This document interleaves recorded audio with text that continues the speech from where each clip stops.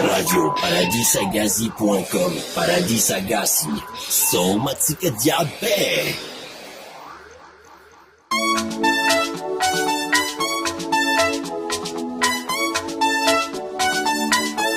Ya Stéphanie Thier, karakotsika diabe. Stéphanie tsy lany clé. Radio Paradisagazi, somatsika diaby. Zatsy malegny na isaraka aminao sanatria fa ny fiarantsika roa tsy mankasitrake mampivadika ny lohako fa tsy haiko nataoko ty sisikao nefa nandrafosa vavan'olo ambadika ny manaratsy ay volany resan'olo ambadika ny famary tsy fantako sasy nefa zao tena tianao zao tsy mafoy anao zao mbola tianao zao tsy vavan'olo no ialako anao iretsikotiko tsy sarako anao raha mbo resan'olo zao tsy miala aminao iretsikotiko tsy isarako anao tsy foko anao tena tiako anao tsy foko anao tena tiako anao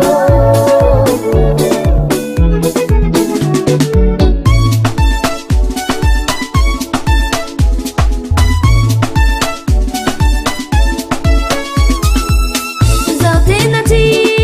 tianao fa ny fiarantsika roa tsy mankasitrake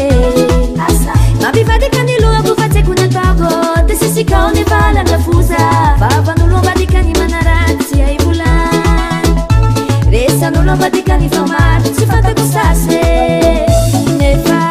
zao tena tianao zao tsy mafoy anao zao mbola tianao zao tsy vavan'olo no ialako anao iretsikotiko tsy sarako anao raha mbo resan'olo zao tsy miala aminao iretsikotiko tsy isarako anao tsy foko anao tena tiako anao tsy foko anao tena tiako anao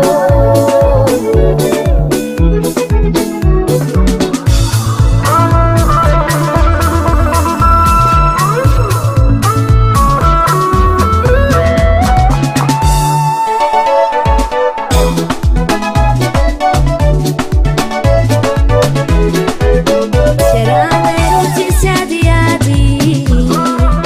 zao tia izy tiany aminay tsy misy olane fiaranero tsy misy korotane fo maika mifamatotsy laritry tavatava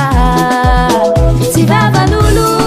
no ialako anao iretsikotiko tsy sarako anao raha mbo resan'olo